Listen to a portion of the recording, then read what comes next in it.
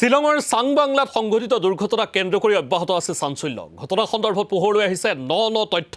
দিছপুৰ থানাত নম্ৰতাৰ পৰিয়ালে এজাহাৰ দাখিল কৰি ঘটনাৰ উচিত তদন্তৰো দাবী জনাইছে। বিধায়ক পুত্ৰৰ সৈতে নম্ৰতাৰ কি সম্পৰ্ক সেয়াও জ্ঞাত নহয় পৰিয়ালে। মেঘালয়লৈ যোৱা মৃগাংক বৰাৰ ভাষ্য আৰু মেঘালয় আৰক্ষীৰ তথ্যই অধিক ৰহস্যঘন কৰিছে সমগ্ৰ ঘটনা। এইফালে পথ দুৰ্ঘটনাৰ পৰিৱৰ্তে গোলাঘাটৰ নম্ৰতাই লাভ জেহাদৰ চিকাৰ হৈয়ে প্ৰাণ হেৰুৱালে বুলি বিস্ফোৰক অভিযোগ হিন্দু যুৱ ছাত্ৰ পৰিষদ অসমৰ। প্ৰতিদিন টাইমৰ সন্মুখত মুখ খুলিছে নম্ৰতাৰ ৰুক্মিণী গাঁৱৰ ফ্লেটৰ নিৰাপত্তাৰক্ষীয়ে। মঙলবাৰে নিশা 1:39 নিৰাপত্তাৰক্ষীজনক ফোন কৰিছিল নম্ৰতাই। জৰুৰীভাৱে চিকিৎসালয়লৈ যাবলগীয়া হোৱা বুলি নিৰাপত্তাৰক্ষীক জনাইছিল নম্ৰতাই। নিশা 1:45 নম্ৰতা ওলাই গৈছিল ফ্লেটটোৰ পৰা, কিন্তু কোনো গাড়ী অহা দেখা নাছিল নিৰাপত্তাৰক্ষী বিমল ডেকাই। আধা ঘণ্টাৰ পাছতে ঘূৰি আহিব বুলি কৈ ওলাই গৈছিল নম্ৰতা। এই পৰ্যন্ত ফ্লেটলৈ অনা নাই আৰক্ষী অথবা নম্ৰতাৰ পৰিয়ালৰ লোকক। এতিয়া এবছৰ ধৰি আন দুগৰাকী যুৱতীৰ সৈতে চতুৰ্থ মহলাত একেলগে আছিল নম্ৰতা। পূৰ্বে ঘৰৰ পৰা বাহিৰলৈ খুব কমেই ওলাই গৈছিল বুলিও সদৰি কৰিছে নিৰাপত্তাৰক্ষীগৰাকীয়ে। এতিয়া সমগ্ৰ বিষয়টোক লৈ কেতবোৰ ৰহস্যৰ সৃষ্টি হৈছে, কাৰণ মোবাইল এৰি থৈ গৈছিল, এটা মোবাইল এৰি থৈ গৈছিল আৰু সমান্তৰালভাৱে দুৱাৰখন নিশাৰ ভাগত খুলি থৈ গৈছিল। গতিকে নিশাৰ ভাগত যেতিয়া এগৰাকী ব্যক্তিয়ে নিজৰ ভাড়া ঘৰখন তাকো গুৱাহাটী মহানগৰীত এৰি থৈ যাব, সেই সময়ছোৱাত কিন্তু স্বাভাৱিকভাৱে দুৱাৰ বন্ধ কৰাটো আটাইতকৈ প্ৰথম কাম বুলি প্ৰত্যেকগৰাকীয়ে ভাবে। তেনে এক স্থলত নিশাৰ ভাগত যেতিয়া এগৰাকী যুৱতীয়ে নিজৰ কোঠাৰ পৰা বাহিৰলৈ গৈছে, সেই সময়ছোৱাত এটা মোবাইল কোঠাটোত ৰাখি, বিভিন্ন সা সামগ্ৰী কোঠাটোৰ ভিতৰত ৰাখি দুৱাৰখন খুলি কিয় বাহিৰলৈ ওলাই গ'ল, তাক লৈ যথেষ্ট প্ৰশ্নৰ সৃষ্টি হৈছে এই মুহূৰ্তত। আৰু সমগ্ৰ বিষয়টোক লৈ কেতবোৰ অনুসন্ধান পৰ্ব যিহেতু বৰ্তমান সময়ছোৱাত চলি আছে, আৰু অনুসন্ধান পৰ্বত যিসমূহ দিশ আচলতে উন্মোচিত হ'ব, এই দিশসমূহে আচলতে পৰৱৰ্তী সময়ছোৱাত তদন্তত যথেষ্ট সহায়ক হ'ব বুলি ধৰা হৈছে। তাৎপৰ্যপূৰ্ণ বিষয় যে নম্ৰতাৰ লগত 4গৰাকীকৈ সতীৰ্থ আছিল। আনায়াতুল আছিল, প্ৰজ্ঞা আছিল, গায়ত্ৰী আছিল আৰু সমান্তৰালভাৱে মৃগাংক আছিল। এই আটাইকেইগৰাকী হৈছে নম্ৰতাৰ লগত একেলগে মেঘালয়ৰ দিশে যাত্ৰা কৰা সতীৰ্থ। এটা প্ৰশ্ন উত্থাপিত হৈছে যে বাকী যি 4গৰাকী আছিল, বাকী 4গৰাকীৰ কাৰোৰে কোনো স্থানত আঘাত শুনা নাই, অথচ কেৱল এগৰাকী যুৱতীয়ে সেই একেটা দুৰ্ঘটনাত মৃত্যু কাকৈল ল'লে। গতিকে কথাটো অলপ চিন্তনীয়, কাৰণ এটা দুৰ্ঘটনাত যেতিয়া একেখন বাহনত থকা এগৰাকী যাত্ৰীৰ মৃত্যু হয়, বাকী কেইগৰাকী ব্যক্তিয়ে মৃত্যু পৰ্যন্ত নহ'লেও ক'ৰবাত নহয় ক'ৰবাত আঘাত পালেহেঁতেন। কিন্তু সমগ্ৰ বিষয়টোৰ ক্ষেত্ৰত কিন্তু তাৰ বিপৰীত ছবি দেখিবলৈ পোৱা গৈছে। সমগ্ৰ বিষয়টো আৰক্ষীৰ অনুসন্ধানত যদিও বা স্পষ্ট হ'ব, কিন্তু এই মুহূৰ্তত যিসমূহ তথ্য বৰ্তমান সময়ছোৱাত স্পষ্ট হৈছে, তাত কিন্তু কেতবোৰ ৰহস্যৰ সৃষ্টি হৈছে। তাৎপৰ্যপূৰ্ণ বিষয় যে নম্ৰতাৰ লগত থকা বা যি সময়ছোৱাত নম্ৰতাৰ কোঠাটোৰ পৰা ওলাই গৈছিল, সেই মুহূৰ্তত কেনেধৰণে সেই বাহনখন আগুৱাই গৈছিল, এই যিটো পৰিকল্পনা, সেই পৰিকল্পনাটো কেনেধৰণে আৰম্ভ হৈছিল, তাক লৈ কেতবোৰ প্ৰশ্ন উত্থাপন হৈছে। হঠাৎ সেই পৰিকল্পনাটো আৰম্ভ হৈছিল নে পূৰ্বৰ পৰাই কিছু পৰিকল্পনা আছিল যে এনেধৰণে আমি ফুৰিবলৈ যাম আৰু আনন্দ উল্লাস কৰিম, এনেধৰণৰ পৰিকল্পনা আছিল নেকি? আৰু যদি তেনেধৰণৰ পৰিকল্পনাই প্ৰকৃততে আছিল, তেতিয়াহ'লে হয়তো পৰিয়ালৰ লোক বা আন কোনো 2-1 সতীৰ্থই গম পালেহেঁতেন। কিন্তু এই যিটো ঘটনা বুধবাৰে পুৱতি নিশা যিটো ঘটনা সংঘটিত হ'ল, তাৰ ক্ষেত্ৰত কিন্তু সম্পূৰ্ণ বিপৰীত এটা ছবি পৰিলক্ষিত হৈছে। নিৰাপত্তাৰক্ষীগৰাকীয়ে কিছু ভাষ্য প্ৰদান কৰিছিল, যিটো ফ্লেটত নম্ৰতা থাকে, নম্ৰতা থকা যিটো ফ্লেট আছে, সেই ফ্লেটটোৰ নিৰাপত্তাৰক্ষীগৰাকীয়ে মন্তব্য কৰিছিল যে পূৰ্বতে কিন্তু নম্ৰতা এনেধৰণে আগতে কোঠাৰ বাহিৰলৈ নিশাৰ ভাগত ওলাই যোৱাৰ নজিৰ খুব কম। গতিকে সেইদিনা কিয় গ'ল, এটা ডাঙৰ প্ৰশ্নবোধক এই মুহূৰ্তত। নিৰাপত্তাৰক্ষীগৰাকীৰ ভাষ্য শুনাই ল'ব বিচাৰিম, তাৰ পিছত পুনৰ এই সমগ্ৰ বিষয় সন্দৰ্ভত আমি দৰ্শকসকলক কিছু তথ্য জনাম। মঙলবাৰে ৰাতি মোক ফোন কৰিলে 1:39 ফোন কৰোঁতে মই ভাবিলোঁ ক'ৰবাত গৈছিল নেকি, আহিছে, সেনেকৈ ভাবি মই উঠি অহা নাই। কেতিয়াবা কি কৰে, তাই আহিলে অলপ আগতে ফোন কৰি দিয়ে, মই গেট খুলি থ'ব নোৱাৰি না। তাৰপিছত মই ভাবিলোঁ আহিলোঁ, ওলাই আহোঁতে তলতে আছে। তাৰপিছত কৈছে মই হস্পিটেল যাওঁ, আহি আছোঁ আধা ঘণ্টাৰ ভিতৰত, এনেকৈ কৈ ওলাই গ'ল। কিমান সময় আছিল? 1:40 হৈছে আৰু কৈছে লগৰ এটাৰ কিবা হৈছে, মই মাত্ৰ মেডিকেলৰ পৰা আহি আছোঁ। অকলে নিব অহাটো মই দেখা নাই, মানে এইখিনি ফোন কৰি আছে আৰু ফোন কৰি থকাতে প্ৰথম 2-3বাৰ ফোন কৰিলে ৰিচিভ কৰা নাই। তাৰপিছত এই গেটৰ মুখত ইয়াতে থিয় হৈ কিনে মোৰ লগত অলপ টাইম কথা পাতিলে, গেট লক কৰোঁতে। তাৰপিছত আকৌ তেওঁ পিনে ফোন কৰি থাকোঁতে মই ইফালে গুচিয়ে গ'লোঁ বোলো ইমান টাইম আৰু ৰখি থাকিব নোৱাৰি ৰাতিৰ কথা ওলাই নাযায় মানে আহেহে অঁ সেইদিনাই প্ৰথম ওলাই গৈছে আৰু আৰু এয়া আমি নিৰাপত্তাৰক্ষীগৰাকীৰ মন্তব্য এই মুহূৰ্তত শুনালোঁ নিৰাপত্তাৰক্ষীগৰাকীয়ে কি ক'লে সেয়া আপোনালোকে প্ৰত্যেকে শুনিলে এতিয়া কথাসমূহ বৰ্তমান সময়ত ৰহস্যঘন হৈছে নম্ৰতাৰ বন্ধুৱে কি কয় নম্ৰতাৰ লগত যোৱা বন্ধুৱে কি কয় সেয়া কিন্তু তেখেতসকলৰ ভাষ্যটো অতি গুৰুত্বপূৰ্ণ হ'ব ইতিমধ্যে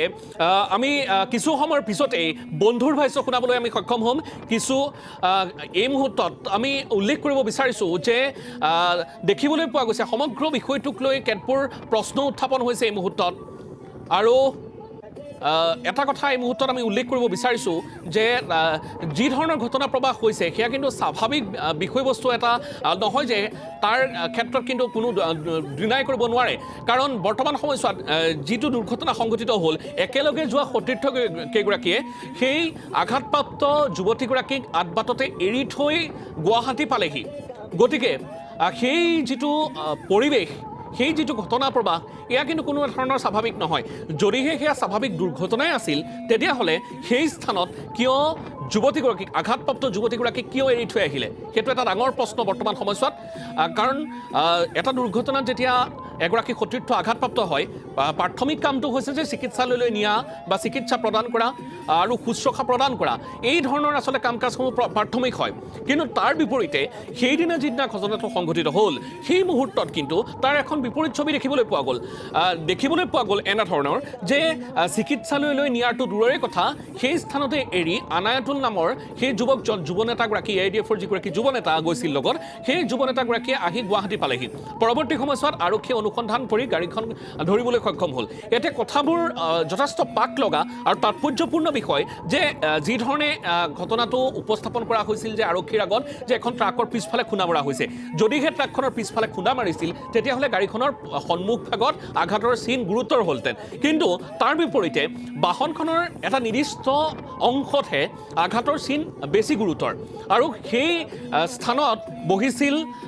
নম্ৰতা গতিকে ঘটনা প্ৰবাহ যথেষ্ট ৰহস্যজনক তাৎপৰ্যপূৰ্ণ বিষয় যে আৰু এটা কথা এই মুহূৰ্তত আমি উনুকিয়াব লাগিব যে বাহনখনৰ ভিতৰত কিমানজন যাত্ৰী আছিল প্ৰথমতে কৈছিল যে আনায়াতুলে বাহনখন চলোৱা নাছিলে কিন্তু তাৰ পৰৱৰ্তী সময়ত এই যিটো ভিডিঅ' আপোনালোকে এই মুহূৰ্তত টেলিভিশ্যন স্ক্ৰীণত দেখিছে তাত স্পষ্ট হৈছে যে আনায়াতুলে বাহনখন চলাইছে গতিকে কিয় মিথ্যাচাৰৰ আশ্ৰয় ল'লে সেইটো এটা ডাঙৰ প্ৰসংগ আন এগৰাকী চালকক বাহনখন সেইদিনা চলাইছে বুলি আৰক্ষীৰ আগত দেখুৱাইছিল কিন্তু পৰৱৰ্তী সময়ত সেয়া যে মিছা সেয়া প্ৰমাণ হ'ল এই ভিডিঅ'টোৰ জৰিয়তে একাংশই ক'ব বিচাৰিছিল যে ছজন গৈছিল কিন্তু পৰৱৰ্তী সময়ত দেখিবলৈ পোৱা গ'ল যে ছজন নহয় পাঁচজনেই গৈছিল সেয়া আছিল আনায়াতুল আছিল মৃগাংক আছিল প্ৰজ্ঞা আছিল গায়ত্ৰী আছিল আৰু নম্ৰতা আছিল নম্ৰতাৰ ইতিমধ্যে মৃত্যু হৈছে আৰু বাকী কেইগৰাকী আমি ইতিমধ্যে নাম উল্লেখ কৰিলোঁ এতিয়া কথা হ'ল নম্ৰতাই আঘাত পালে আৰু আঘাতৰ পিছত মৃত্যুক আঁকোৱালি ল'লে এটা তাৎপৰ্যপূৰ্ণ বিষয় যে বাকী কেইগৰাকীয়ে কোনো ধৰণৰ আঘাত নোপোৱাকৈ নিজৰ গুৱাহাটীৰ ঘৰ পালেহি সেয়া এক ডাঙৰ প্ৰসংগ বৰ্তমান সময়ছোৱাত কিন্তু আৰু এটা কথা সেই স্থান এৰি কিয় পলায়ন কৰিবলগীয়া হ'ল বাকী কেইগৰাকী সতীৰ্থ সেয়া এক ডাঙৰ ৰহস্য বৰ্তমান মুহূৰ্তত বাকী কেইগৰাকী সতীৰ্থৰ ওপৰত আৰক্ষীয়ে কিছু সময়ৰ পিছতে যিহেতু তদন্ত কৰিব সেই তদন্তৰ পিছতহে স্পষ্ট হ'ব যে তদন্ত প্ৰক্ৰিয়াটো আচলতে কেনেধৰণে যাব এতিয়া প্ৰশ্ন উত্থাপন হৈছে আমি আন আনুষংগিক বিষয়ে এই মুহূৰ্তত আমি আলোকপাত কৰিব বিচাৰিছোঁ সেই প্ৰসংগসমূহ কৈছে যে ৰাতি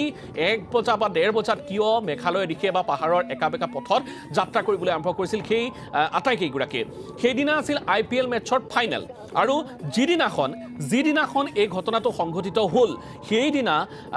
IPL মেটছত জয়ী হৈছিল RCB আৰু RCBৰ যিটো জয়ী হোৱাৰ যিটো বিজয় উল্লাস সেই বিজয় উল্লাস কৰাৰ এটা বিশেষ ষ্টেটাছ সেই মুহূৰ্তত কিন্তু নম্ৰতাই দিছিল আৰু বিৰাট কোহলীক অভিনন্দন জ্ঞাপন কৰিছিল সেয়া আমি ইতিমধ্যে ইয়াৰ পূৰ্বৰ দিনসমূহৰ বাতৰিসমূহত আমি জনাইছিলোঁ তাৎপৰ্যপূৰ্ণ বিষয় যে তাৰ পৰৱৰ্তী সময়ছোৱাত কিন্তু কিছু মুহূৰ্তৰ পিছতেই মৃত্যুক আঁকোৱালি ল'লে এক ভয়ংকৰ দুৰ্ঘটনাত পতিত হয় এই সমগ্ৰ বিষয়সমূহ কিন্তু এতিয়া ৰহস্য ঘন হ'বলৈ গৈ আছে আৰু কিছু মুহূৰ্ত বাকী আছে ৰহস্য ঘন হ'ব সকলো স্পষ্ট হ'ব কিন্তু এই মুহূৰ্তত আমি আনুষংগিক কিছু কথা পাতিবৰ বাবে জ্যেষ্ঠ সাংবাদিক মিতালী কোঁৱৰৰ সৈতে এই মুহূৰ্তত লাইভত সংযোজিত হ'ব বিচাৰিছোঁ মিতালী কোঁৱৰ মই আপোনাৰ কাষলৈ আহিব বিচাৰিছোঁ এই মুহূৰ্তত আপুনি ইয়াৰ পূৰ্বৰ আমাৰ যি বাতৰি আছিল সেই বাতৰিটো আপুনি কেতবোৰ বিষয় উনুকিয়াইছিল ৰাতি 1 বজা বা 1:30 বজাত এগৰাকী যুৱতী একাংশ যুৱক কিয় মেঘালয়ৰ একা বেকা পথত গৈছিল সেয়া এক ডাঙৰ প্ৰসংগ আৰু দুৰ্ঘটনা সংঘটিত হোৱাটো এটা যিয়ে বিষয় নহওক কিন্তু দুৰ্ঘটনাটো সংঘটিত সংঘটিত হোৱাৰ পিছত সামান্যতমো সহানুভূতি নেদেখুৱাই গুৱাহাটী পালেহি আনায়াতুল গতিকে কথাবোৰ কিন্তু পাক লগা বৰ্তমান সময়ছোৱাত মিতালী কোঁৱৰ কি ক'ব নিশ্চয় সমগ্ৰ যি ঘটনা সেই ঘটনাই এতিয়া ৰহস্য ঘন আৰু এতিয়া এইখিনি মুহূৰ্তত যিহেতু যি কেইগৰাকী বন্ধু বান্ধৱী আছিল তেওঁলোকে যি কেইগৰাকীয়ে মুখ খুলিছে সেই কথা আমি একেচাতে হয় বুলি কৈ দিব এটা কাৰণতেই নোৱাৰোঁ কাৰণ নম্ৰতা এতিয়া মৃত মিছা কথা ক'লেও কিন্তু নম্ৰতাই এতিয়া মুখ খুলিব নোৱাৰে এতিয়া প্ৰথম প্ৰশ্নটো আমাৰ আনায়াতুললৈ যদি তেওঁলোকক দায়িত্ব সহকাৰে তেওঁলোক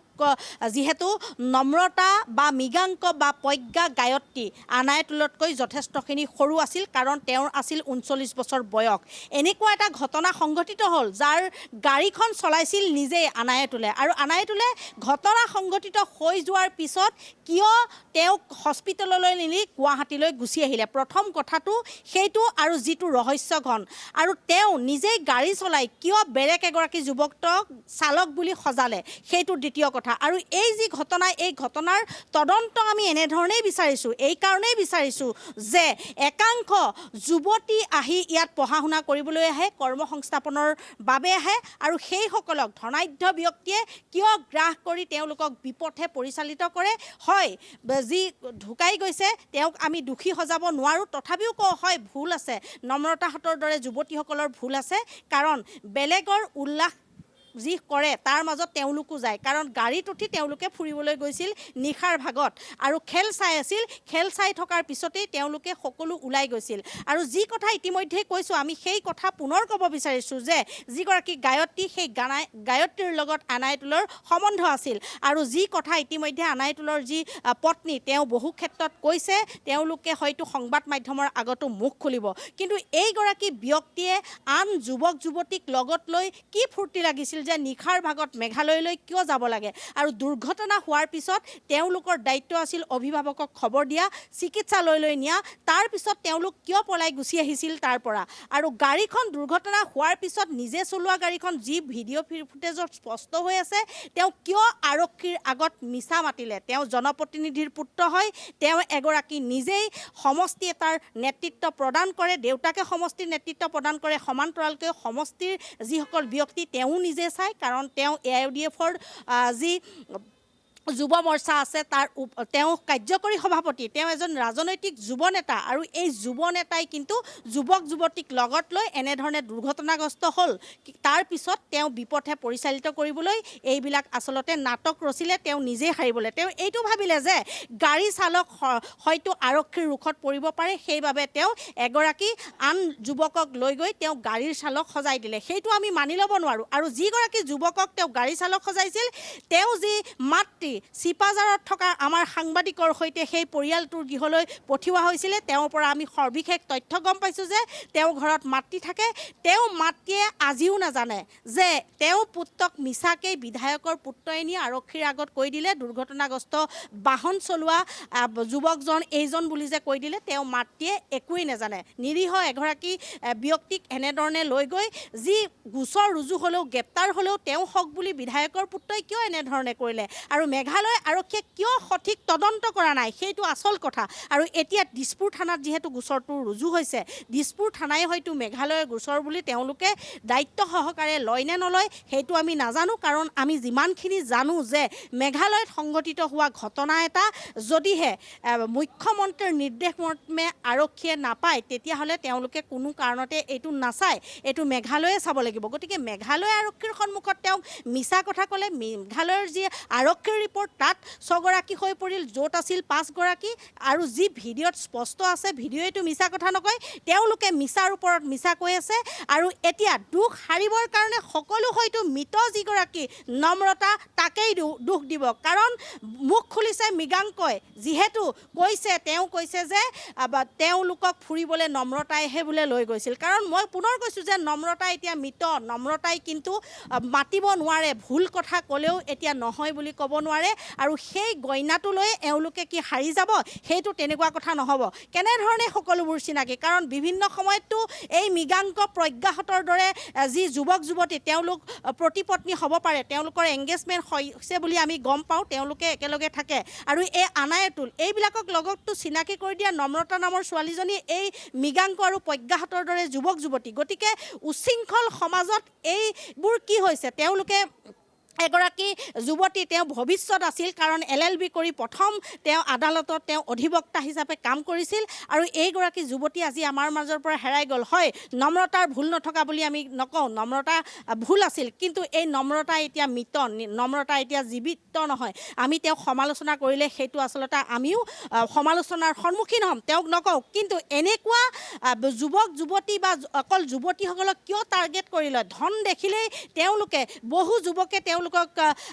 পলুভিত কৰি ধনাঢ্য ব্যক্তিৰ কিয় কাষ চাপাই লৈ যায় আৰু এই আনায়েতুলৰ লগত কোনে চিনাকি কৰি দিছিলে কাৰণ সকলোৱে জানে যে আনায়েতুল এগৰাকী দুটা সন্তান থকা পিতৃ হয় চিনাকি হ'ব পাৰিব বিয়া পতা লোকৰ লগত মানুহৰ কথা বতৰা চলিব কিন্তু এই যে সম্বন্ধবিলাকৰ কথা ওলাই আছে এইবিলাক কেনেকুৱা ধৰণৰ কথা আৰু নিশাৰ ভাগত পত্নী দুটাকৈ সন্তান থকাৰ পিছত আন যুৱতীক লগত লৈ কিয় ঘৰৰ বাহিৰলৈ তেওঁলোক ফুৰিবলৈ গৈছিল সেইটো আচলতে উত্তৰ লাগে বিধায়কে উত্তৰ দিব লাগিব নিজৰ যি পুত্ৰ সেই